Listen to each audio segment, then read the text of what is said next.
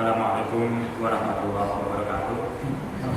Alhamdulillahirabbil alamin wassalatu wassalamu ala Rasulillah wa ala alihi wa sahbihi wa mawalah amma ba'd. Para ibu, para bapak dan hadirin rahimakumullah. Alhamdulillah wa syukurillah bahwa pada kesempatan ini kita masih diberi kelonggaran oleh Allah Ta'ala dan juga kesehatan baik fisik ataupun iman, sehingga dapat melaksanakan apa yang menjadi kewajiban kita, yaitu bertolakul ilmi. Ada sehat iman tapi fisik tidak sehat, ya ke masjidnya susah. Fisiknya sehat banyak tapi imannya agak sakit-sakitan, ke masjid malas. Jadi alhamdulillah ini satu bentuk nikmat yang perlu kita syukuri, sebab ini bukan kehendak kita. Di samping ini merupakan kehendak kita ini sedang cocok dengan kehendak Allah Subhanahu wa Ta'ala. Setiap saat Allah akan senantiasa memilih hamba-hambanya menjadi hamba-hamba yang terbaik. Dari sekian banyak makhluk yang ada di muka bumi ini, maka makhluk yang terbaik adalah manusia. Ya, alhamdulillah kita diciptakan oleh Allah menjadi makhluk yang terbaik dari sekian banyak makhluk yang ada, yaitu sebagai manusia. Dan dari sekian banyak manusia yang ada, maka yang terbaik itu tiada lain adalah Rasulullah Muhammad SAW. Dan setelah itu adalah para nabi yang tergolong dalam ulul azmi. Kemudian setelah itu adalah para anbiya dan mursalin. Terus demikian sampai orang-orang yang mereka senantiasa dipilih oleh Allah Subhanahu wa Ta'ala untuk mudah dan gampang dalam melakukan ibadah kepada Allah Ta'ala. Mudah-mudahan kita termasuk di dalamnya. Dari sekian banyak orang yang mereka sholat, itu pilihan Allah. Tapi tidak semua orang yang sholat mereka mau mempelajari Islam. Maka orang yang mau mempelajari Islam ini merupakan pilihan yang amat terseleksi lagi. Dan dari sekian banyak yang terseleksi ini nanti pun akan terseleksi. Siapa di antara mereka yang hanya mendengar kemudian pulang, atau siapa di antara mereka yang mendengar kemudian mengamalkan. Ini ada seleksi dan seleksi terus ada seleksi.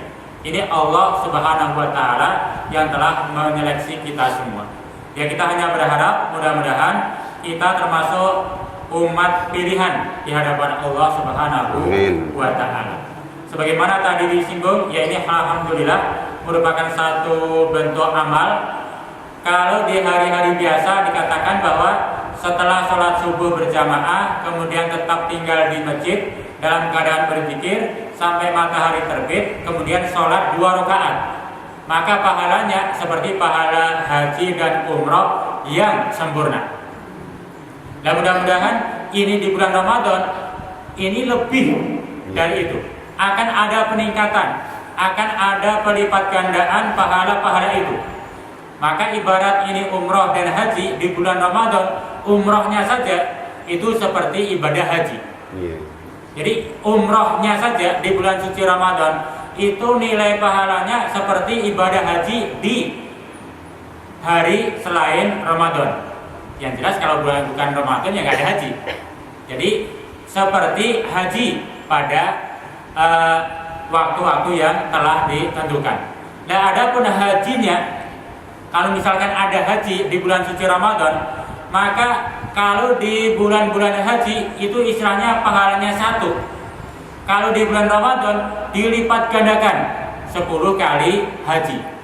Maka kalau misalkan dihitung secara matematik sekarang ini, umrohnya haji, hajinya 10 kali, 11 kali kita naik haji.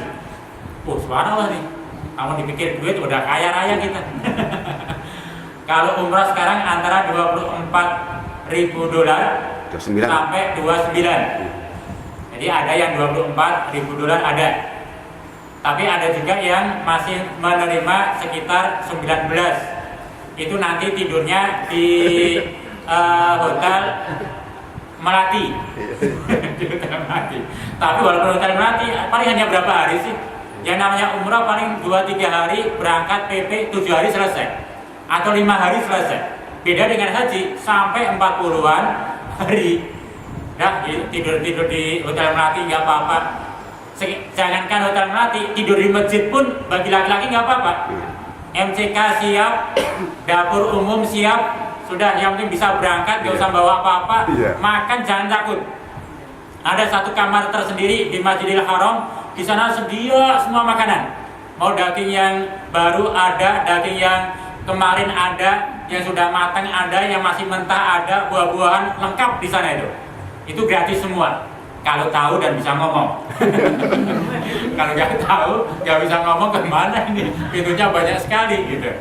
Ini alhamdulillah, mudah-mudahan amalan di awal Ramadan ini ya kita berharap merupakan satu bentuk himmah, satu bentuk motivasi yang kuat dalam rangka untuk menggapai kemuliaan di bulan suci Ramadan ini. Nah, ada pun untuk materi yang akan saya sampaikan, saya akan mencoba yaitu untuk menyampaikan tentang mujmal usul ahli sunnah wal jamaah. Jadi akan kita sampaikan materi yang lain, bukan uskuliah, kecuali nanti di hari Jumat akan kita sampaikan uskuliah.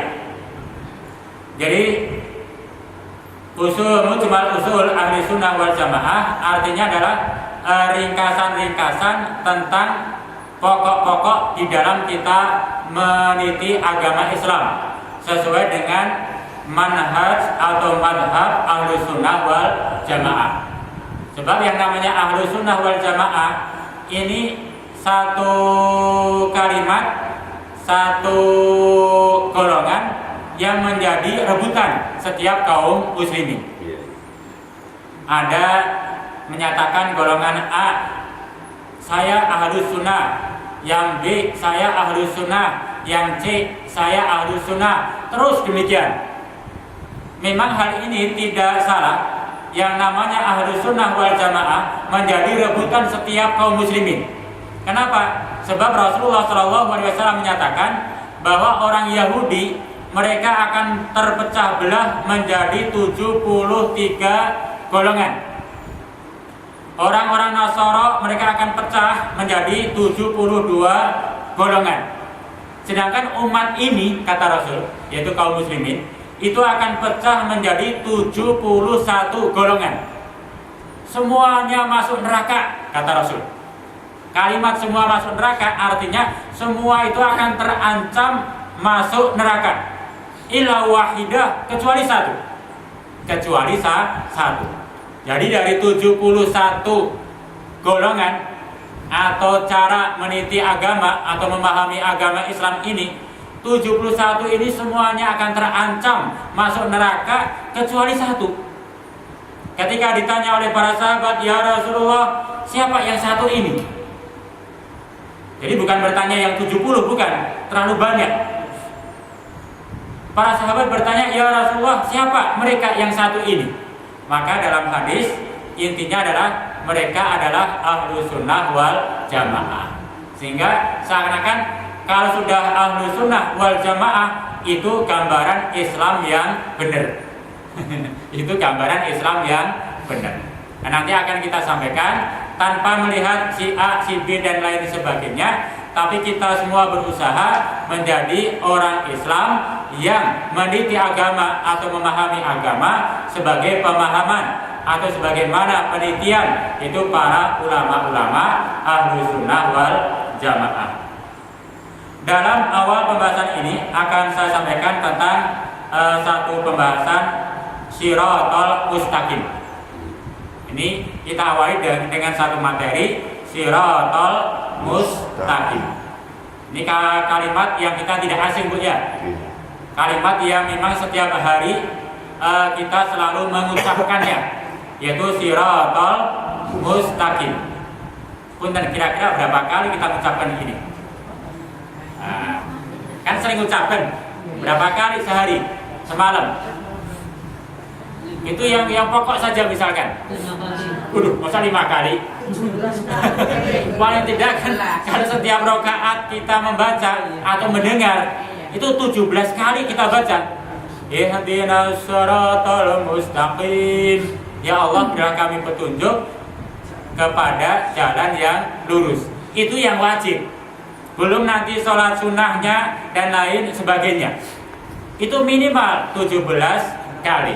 Ini sering kita baca. Nah, kenapa hal ini kita sampaikan tentang Shiratal Mustaqim?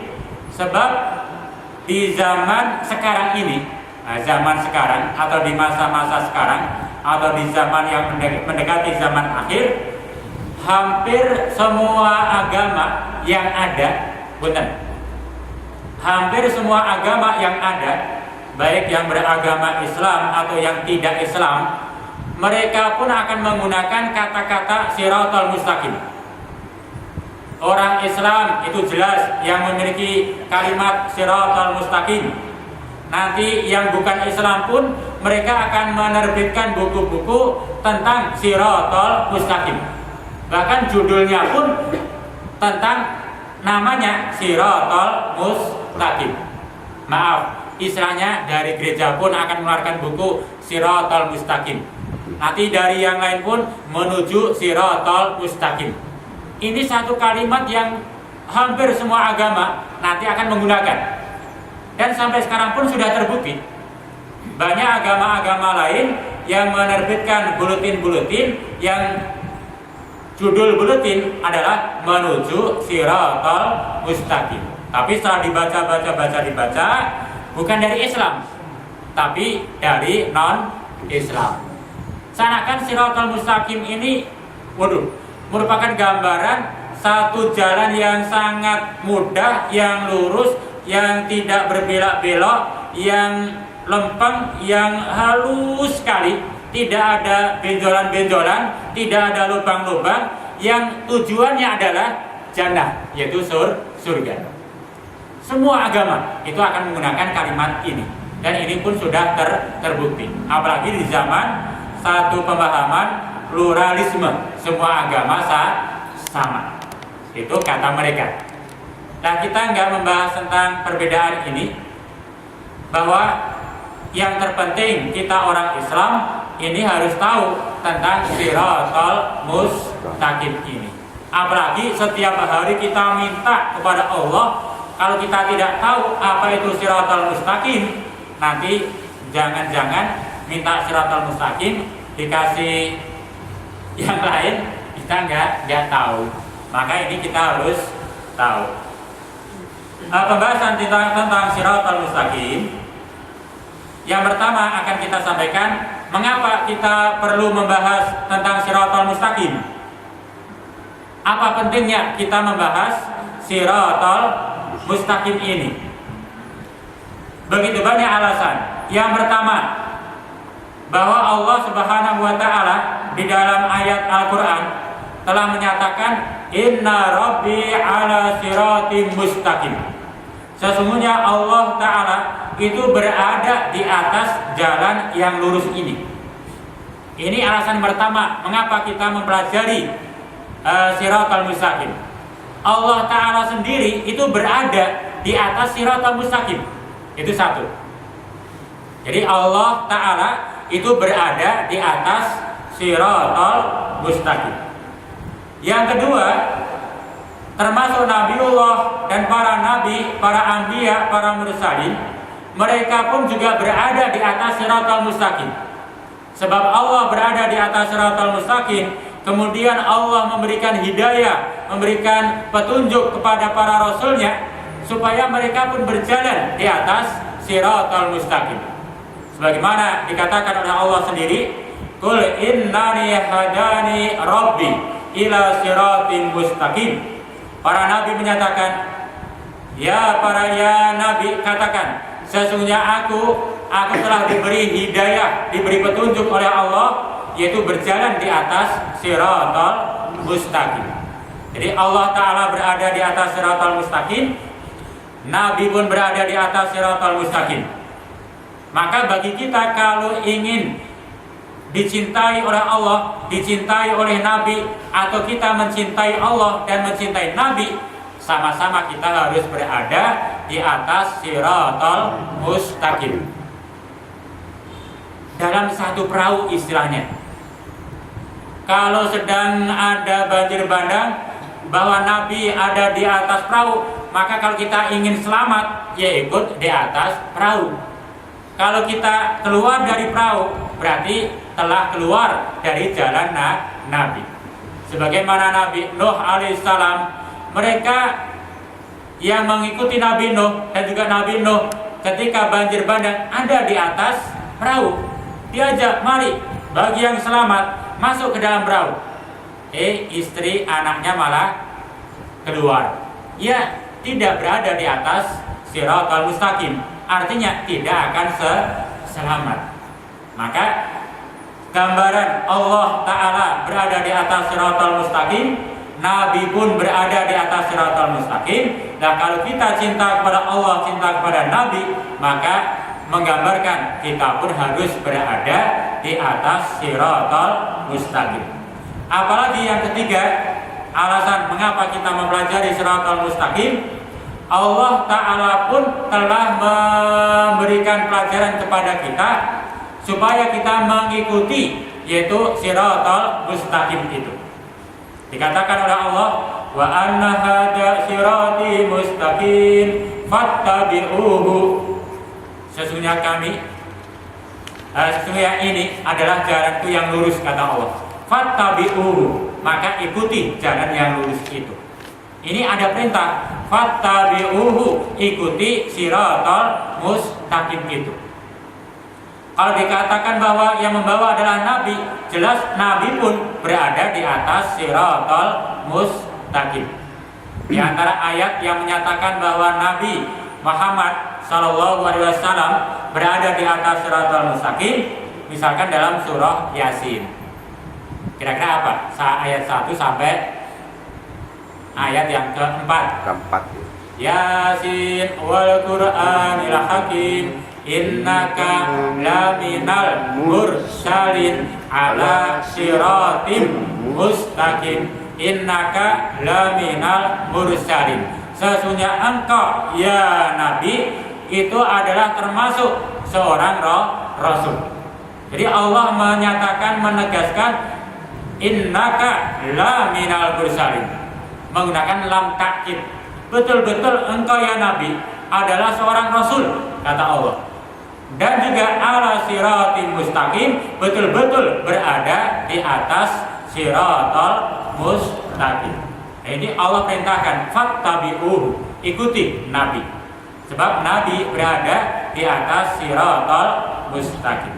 Dan yang keempat, sebagaimana alasan mengapa kita sampaikan Shiratal Mustaqim, bahwa ini pun diperintahkan oleh Allah agar senantiasa kita minta kepadanya dengan membaca doa ihdinas siratal mustaqim. Itu ada 4 alasan, walaupun masih banyak yang lain.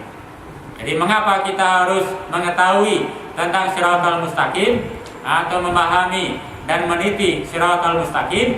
Sebab satu, Allah berada di atasnya, Nabi berada di atasnya. Allah memerintahkan kita agar mengikuti, yaitu Nabi, di mana Nabi berada di atas Shiratal Mustaqim.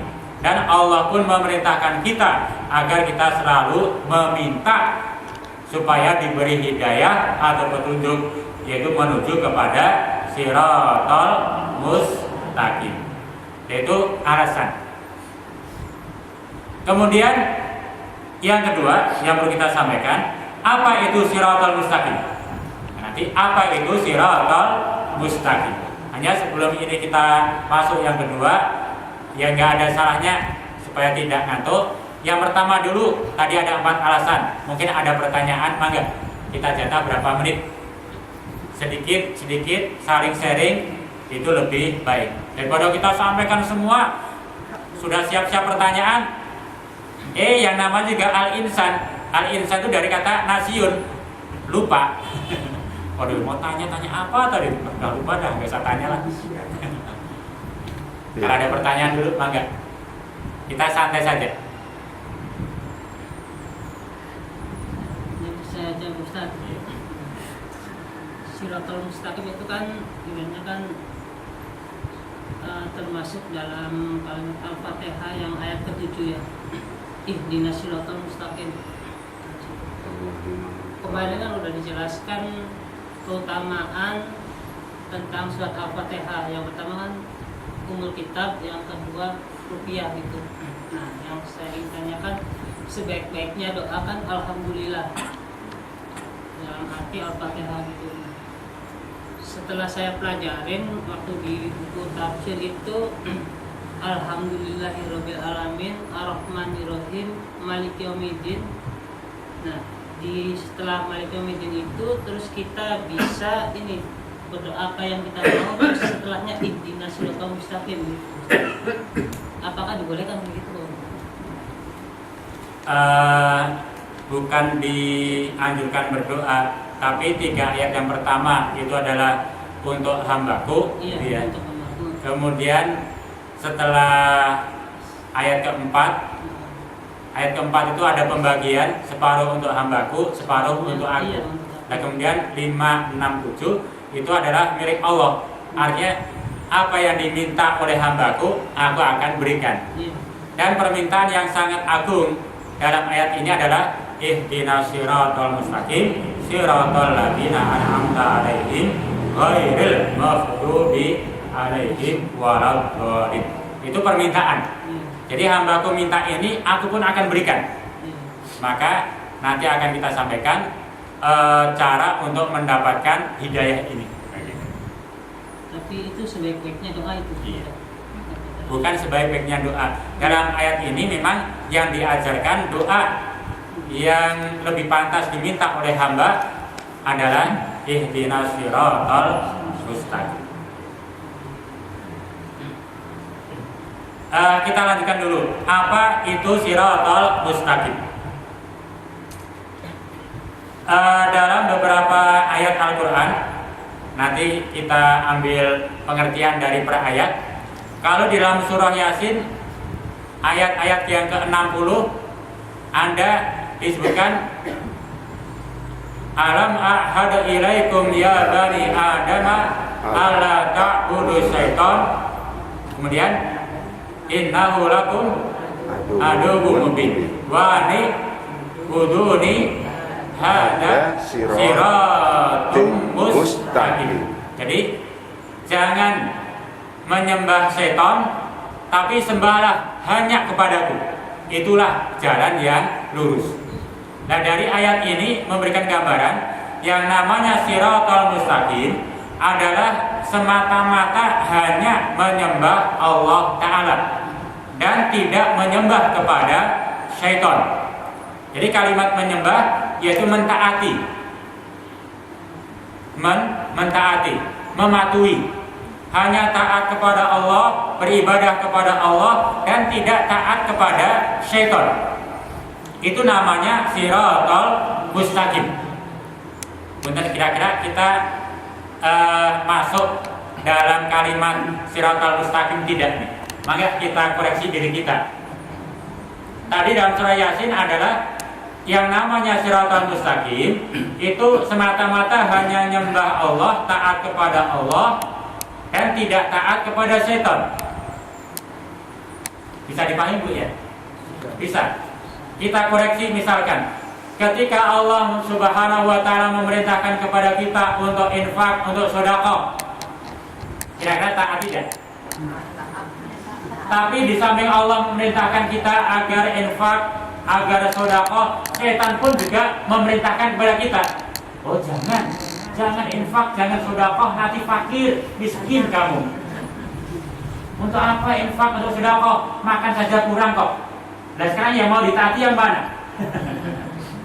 Mau sedekah, tapi setan selalu membisik-bisikan, nanti miskin.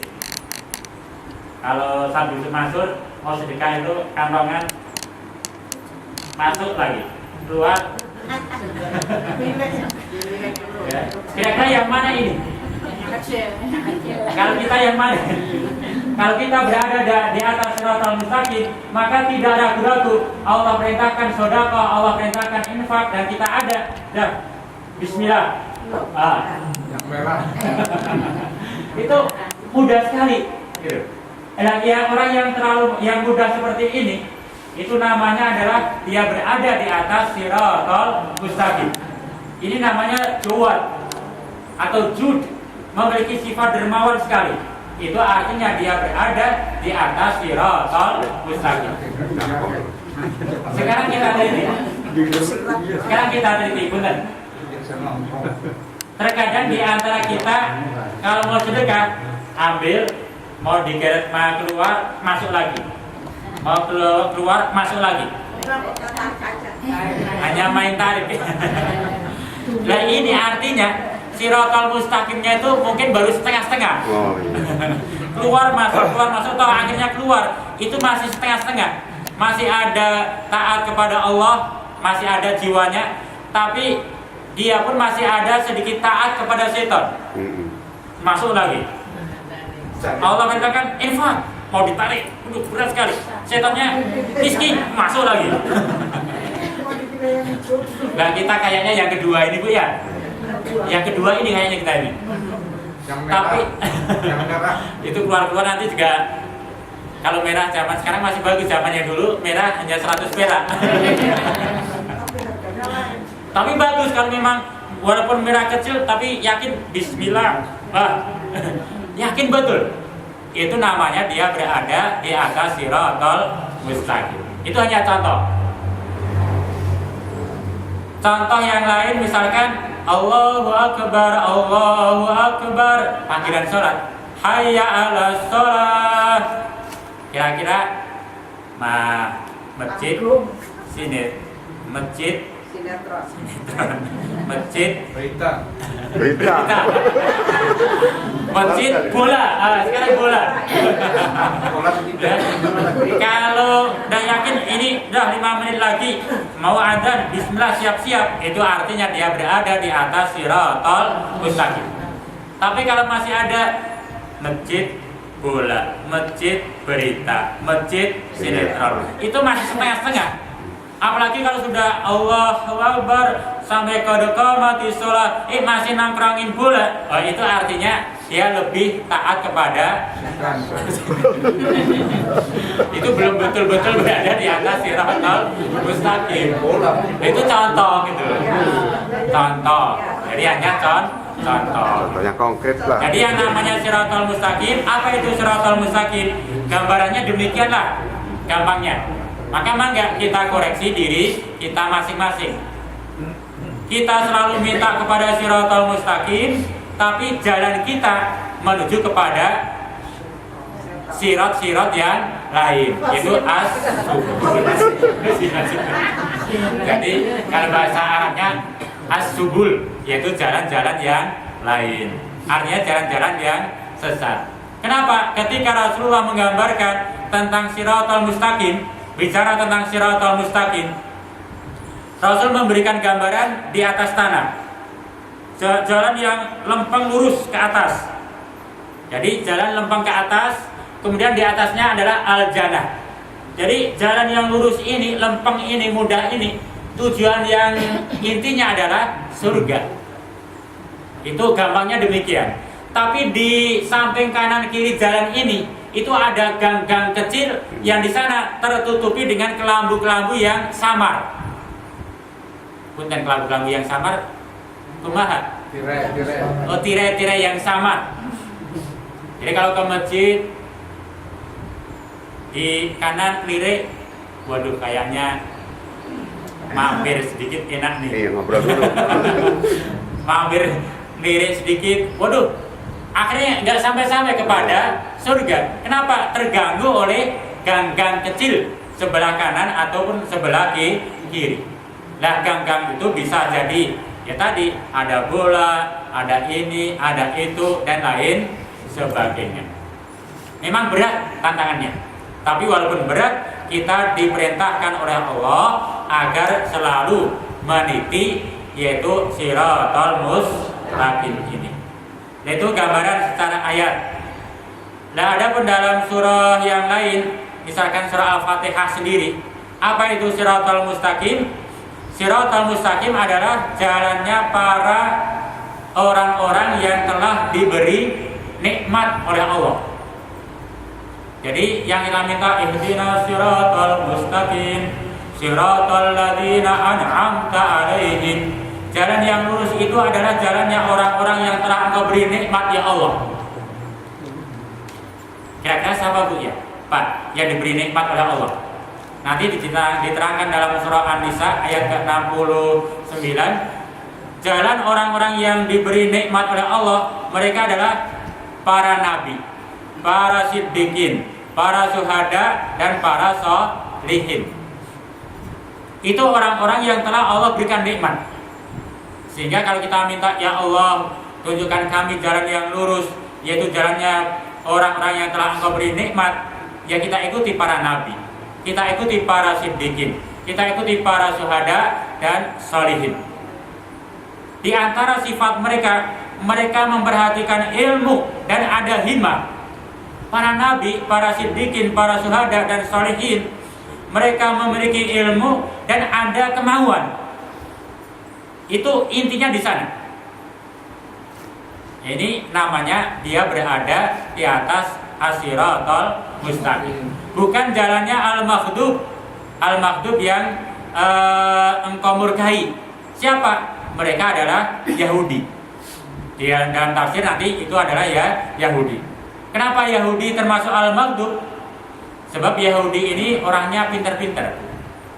Yahudi itu digambarkan orang yang pintar. Mereka mengenal agama Islam, mereka mengenal Nabi seperti mengenal anak-anak mereka sendiri. Itu Yahudi. Yang namanya orang tua atas anak, ini punten. Sekalipun orang tua ada di dalam rumah, anak ada di luar bersama anak-anak yang lain, anaknya nangis saja, orang tua akan tahu itu anak saya. Oh iya. Betul nggak? Betul. Walaupun di sana mungkin puluhan bahkan ratusan anak kecil, tapi kalau ketika anak kita yang nangis, orang tua itu akan paham itu anak saya itu.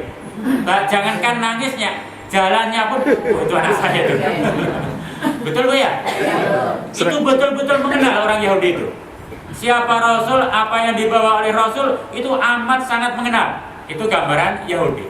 Hanya Yahudi ini tidak mau beriman, tidak mau beramal. Tahu ilmu tapi tidak beramal. Itu gambaran ya Yahudi. Maka orang-orang yang tahu ilmu tapi tidak mau beramal, itu akan dimaghdub, akan dimurkai oleh Allah Ta'ala. Dan bukan jalannya orang-orang ad-dhalin. Sedangkan ad-dhalin adalah gambaran orang-orang Nasara. Kenapa dikatakan Nasara? Nasara itu secara ilmunya kurang. Mereka malas untuk belajar. Tapi kalau disuruh ibadah, semangat.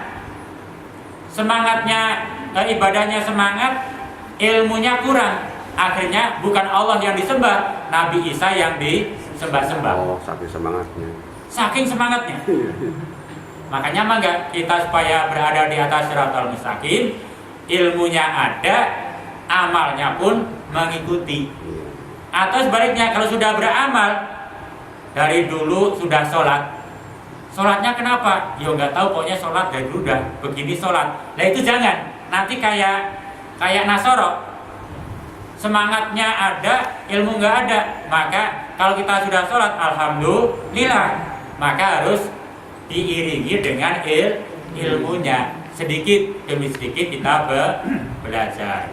Ada ilmu, ada amal. Contoh misalkan, itu satu kebaikan, gambaran orang-orang yang soleh.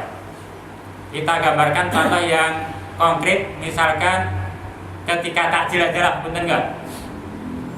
Ketika takjil di rumah atau di masjid, mau berbuka puasa, banyak makanan, nasi, ini, kue, roti, waduh. Kalau di masjid walaupun hanya kue, roti, kolak, terus ada apa lagi? Kurma, ya, ada kurma. Dah, istilahnya 3 lah. Ada roti, kue, kolak, kurma, 4. Kira teh manis.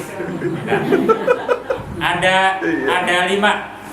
Kira-kira orang yang dia berada di atas siratal mustaqim itu betul-betul didasari dengan ilmu. Dari 5 itu akan ini ilmunya yang mana dulu nih? Betul. Wah, Pak Ustadz, mau makan roti dulu juga nanti masuk ke sini, mau makan kue juga masuk ke sini. Kalau sudah masuk semua juga keluarnya ke sini, sama saja Pak Ustadz. Iya. Betul nggak Bu? Iya. Secara sekilas sama, tapi orang yang dia ada hirs, ada semangat kemauan, saya ingin berada di atas siratal mustaqim, ada 5. Ini yang mana dulu? Kalau saya ingin berjalan di atas siratal mustaqim, ilmunya, nah itu.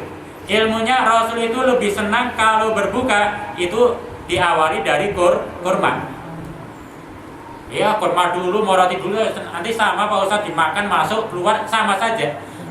Sama, tapi satu dasarnya ilmu, maka ini tanda dia berada di atas siratal mustaqim. Maka mangga Bu, dilihat kalau pas takjil di masjid ada kurma. Kalau kita ingin, saya ingin berada di atas siratal mustaqim, ini bismillah iktidaan bisunnati Rasulillah, saya ingin mengikuti sunnah Rasul, makan kurma dulu. Kurma ini bukan berarti yang tiga-tiganya dihabisin, juga tidak Bu. Ambil satu, digigit sedikit, yang penting diawali kurma dulu. Oh iya. Gak apa-apa, gak mesti harus, tiga-tiganya habis semua kok, gak mesti. Jadi ambil satu, digigit sedikit, taruh lagi, dah satu kurma masuk dulu, nanti minum atau yang lain, mah nggak boleh. Kalau yang punya diabetes gimana? Kalau sedikit kan nggak terlalu. Nah, Dan insya Allah maaf. Sedikit tidak apa. Dari pahala baik, misalkan ya, ini kalau tidak salah dengar, kurma ini tidak ada pengaruh ke diabetes, tidak ada pengaruh. Jadi berbeda dengan gula. Jadi manisnya kurma ini bahkan akan mengobati. Ya walaupun nanti yang jadi masalah, apakah kurma ini nanti sudah dicampur dengan gula? Sebab ada yang dikirim dari sana sudah dicampur gula, jadi udah manis gitu. Nah yang mengkhawatirkan dicampur. Tapi minimal dalam rangka mengikuti sunnah Rasul, bismillah, khawatir diabetes dan nyicipin dikit aja. Insya Allah nggak ada pengaruh. Ilmu yang paksa. Ilmu yang sedikit. Kalau kita khawatir sedikit aja, dah. Bismillah niat ini mengikuti sunnah. Sedikit khawatir diabetes sudah. Nanti ya, iya. Itu sudah dalam rangka iktidaan bisunnati Rasulillah. Oleh pahala tadi. Itu bukan hanya kenyang dan bisa memuaskan setelah puasa, itu ilmu, ada pahala maksudnya. Maka itu gambaran daripada siratal mustaqim. Maka ada ilmu, ada hirs, ada himmah, ada motivasi, ada kemauan. Ini insya Allah dia akan bisa berada di atas siratal mustaqim. Yaitu kalau diambil pengertian dari surah Al-Fatihah. Nah kemudian di dalam tafsir Ibnu Katsir dan juga yang lain nanti disebutkan di sana, ketika membahas siratal mustaqim, ada yang mengartikan siratal mustaqim adalah agama Islam. Ada yang mengatakan siratal mustaqim adalah al-haq atau kebenaran. Siratal mustaqim adalah Rasulullah Sallallahu Alaihi Wasallam. Siratal mustaqim adalah para sahabat-sahabat Rasul, terutama Umar bin Khattab dan Abu Bakar radhiyallahu taala anhuma. Itu perbedaan. Tapi dikatakan oleh dalam tafsir Katsir sendiri, walaupun ada perbedaan dalam memahami atau mengartikan siratal mustaqim, pada dasarnya semua benar. Sebab semua saling yaitu melengkapi, saling menyempurnakan. Kalau dikatakan siratal mustaqim Islam itu adalah kebenaran. Islam itu adalah apa yang dibawa oleh Rasul dan juga para sahabat. Itu akan ada terkaitnya. Maka secara inti bahwa siratal mustaqim itu adalah agama Islam. Jadi siratal mustaqim adalah agama Islam. Punten, kira-kira bisa dipahami. Siratal mustaqim adalah agama Islam. Coba kita kembali ke ayat ihdinas siratal mustaqim. Ya Allah, berilah kami petunjuk kepada siratal mustaqim. Kalau siratal mustaqim artinya Islam, ya Allah, berilah kami petunjuk yaitu kepada Islam. Betul Bu ya? Kalau demikian kita kan sudah dapat Islam ya? Betul Bu ya? Kalau kita sudah dapat Islam, kenapa kita kok diminta terus untuk berdoa dan minta terus? Kan sudah dapat. Kalau masih bujangan, ya Allah beri kami istri yang ibu dulu, ya Allah berilah kami suami. Dapat suami nggak mikir suami lagi Bu ya? Oh sudah dapat kan? Lah ini ya Allah berilah kami, tunjukkan kami kepada siratal mustaqim, yaitu agama Islam. Kita sudah agama Islam. Tapi kenapa kita masih dianjurkan untuk selalu meminta kepada Allah, yaitu siratal mustaqim? Kira-kira ada apa Bu ya? Untuk minta jalan kebenaran. Nah, di sini bahwa dalam ayat ihdinas siratal mustaqim. Siratal mustaqim itu adalah agama Islam. Ya Allah, berilah kami hidayah, berilah kami petunjuk yaitu terhadap agama Islam. Kenapa kita minta hidayah? Sebab nanti diterangkan oleh para ulama, termasuk dalam Ibnu Katsir, yang namanya hidayah itu ada dua macam. Hidayah itu ada dua macam. Yang pertama ada hidayatul irsyadiyah, artinya ilmiah, ilmu. Ya Allah, berilah kami ilmu tentang Islam.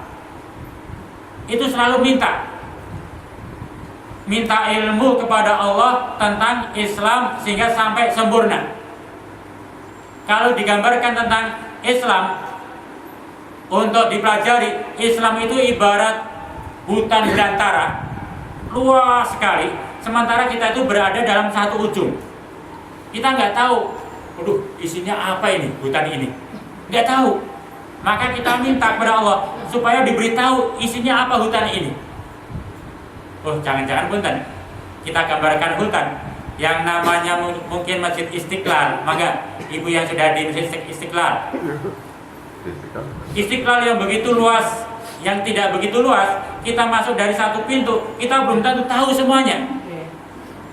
Jangan nanti kita contohkan Masjid Madinah yang pintunya besok sini mau keluar lagi, mana pintu itu bisa nyasar loh.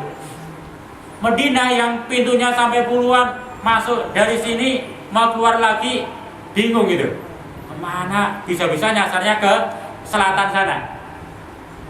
Oh, pondoknya itu setelah pintu ke kanan dikit, ya utara masjidnya, dia keluarnya di selatan sana. Keluar dikit, belok kanan, mana ini pondok? Nyasar akhirnya jauh. Kenapa? Walaupun itu satu tempat yang bisa dilihat, itu pun kita belum menguasai semua. Termasuk Islam. Ilmu Islam itu luas sekali. Jangankan sedikit sholat, nanti baca Al-Quran yang kesemuanya, ini butuh yang namanya tambahan ilmu. Maka minta ihdinas siratal mustaqim, ya Allah berilah kami tambahan ilmu tentang agama Islam. Nah orang yang demikian itu selalu meminta dan berusaha menambah ilmu, itu artinya dia berada di atas siratal mustaqim. Tapi kalau dia ya Allah berilah kami tambahan ilmu, tapi dia tidak berangkat, tidak mau membaca, tidak mau mendengarkan, tidak mau mencari, ini maaf, dia telah tertipu oleh bisikan syaitan. Telah tertipu oleh bisikan syaitan. Maka nanti nggak akan tahu. Tapi kalau bicara tentang Islam, seakan-akan umat Islam itu semuanya paham Islam. Betul ya? Betul nggak?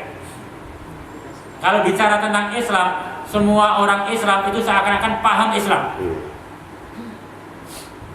Setiap permasalahan Islam kayaknya paham betul. Sudah menjadi dokter spesialisnya. Tapi kalau masalah penyakit nggak berani, wah ke dokter lah. Tapi kalau Islam, semua orang yang nggak pernah baca Al-Quran, nggak pernah baca hadis, itu bicara Islam berani. Wah saya juga orang Islam. Itu kelemahan kita. Dan maka luasnya ilmu Islam begitu luas sekali, dan kita dianjurkan selalu memohon kepada Allah Ta'ala. Ditambah lagi hidayah yang kedua adalah hidayah taufik. Nah ini yang paling berat. Sebab kalau hidayah yang pertama, hidayah ilmiah, kita bisa minta, bisa mendapatkan dari setiap orang yang menyampaikan Islam. Insya Allah yang duduk di sini semua ini pada orang gitu, pada manusia ya. Pada manusia. Pada manusia. Insya Allah semua mudah-mudahan mendapatkan hidayah ilmiah, irsyadiyah, ada ilmunya. Tadi contohnya misalkan ada 5 pilihan untuk takjil, kurma dulu atau ini dulu. Ini kan ilmunya diajarkan sunnah Rasul, kurma dulu. Nah itu sunnahnya kurma dulu. Ada pahala. Itu namanya ilmiah, hidayah irsyadiyah. Tapi apakah nanti sore dihadapkan 5, apakah kurma dulu atau yang hidayah ya. maka nanti tergantung, itu adalah hidayah taufik. Iya siap. Itu namanya hidayah taufik. Kalau hidayah taufik tidak bisa minta dari orang. Itu hanya Allah yang memberikan. Maka ihdinas siratal mustaqim, ya Allah berikan kami hidayah taufik. Dalam hal ini ada 5 ya Allah. Yang mana dulu ya Allah? Tangan pengen ke kurma, bilangnya ke gorengan. Sudah, ilmunya ada, sunnahnya kurma dulu. Tangannya sudah menuju ke kurma, tapi bilangnya ke gorengan. Itu bisa. Kenapa? Hidayah ilmunya ada, tapi hidayah taufiknya Allah belum berikan. Maka yang bisa memberikan hidayah taufik hanya Allah Ta'ala. Apalagi ada azan, tahu sholat itu wajib, bahkan berjamaah itu wajib. Sholat jamaah itu 27 kali derajat daripada sendirian. Banyak orang tahu. Tapi Allahu Akbar qad qamatis sholat, beli padahal haji ongkos. Itu bisa. Itu sama sekali namanya hidayah ilmu punya, tapi hidayah taufik Allah belum berikan. Itu maka mohon kepada Allah untuk diberi taufik, kemudahan. Jadi taufik itu kemudahan dan kecocokan. Itu namanya taufik. Jadi kalau sudah dimudahkan dan dicocokkan oleh Allah, itu akan mudah sekali. Itu akan lebih mudah, lebih ringan untuk bisa mengamalkan. Yaitu kalau diambil pengertian hidayah. Mengapa kita sudah Islam kok masih minta? Sebab yang namanya hidayah itu ada 2, ada hidayah ilmu, ada hidayah taufik. Nah nanti ada yang ketiga alasan mengapa kita kok masih diperintahkan untuk minta kepada Allah dengan ihdinas siratal mustaqim. Sebab yang namanya trik-trik seton itu tidak henti-hentinya selalu menyesatkan kita dari jalan yang lurus ini. Itu namanya trik-trik seton. Hidayahnya ada, tapi yang namanya seton itu dengan berbagai cara itu akan membelokkan jalan kita. Yang tadinya niat ke masjid, bismillah, tahu-tahu belok. Itu bisa. Kenapa? Sebab itu adalah gangguan daripada syaitan. Maka dalam hal ini, maka kita selalu berusaha meminta kepada Allah ihdinas siratal mustaqim. Nah ini 3 masalah. 1, alasan kita mempelajari siratal mustaqim. Kemudian yang kedua, apa itu siratal mustaqim? Yang ketiga, mengapa kita sudah berada di atas siratal mustaqim, yaitu berada di atas agama Islam, kok masih meminta terus? Ini baru 3. Nanti insya Allah akan kita sampaikan cara untuk mendapatkan siratal mustaqim, sampai rambu-rambu, tanda-tanda, alamat siratal mustaqim itu apa. Sebab yang ini katanya siratal mustaqim, ini adalah siratal mustaqim, tanda-tandanya apa, rambu-rambunya apa, nanti akan kita sampaikan. Mungkin hari ini kita cukupkan sekian. Mudah-mudahan sedikit demi sedikit kita akan mengenal yang namanya usul manhaj Ahlus Sunnah wal Jamaah. Dari saya, kurang dan lebihnya mohon maaf. Akhirnya aku qouli hada astaghfirullahaladzim. Assalamualaikum warahmatullahi wabarakatuh.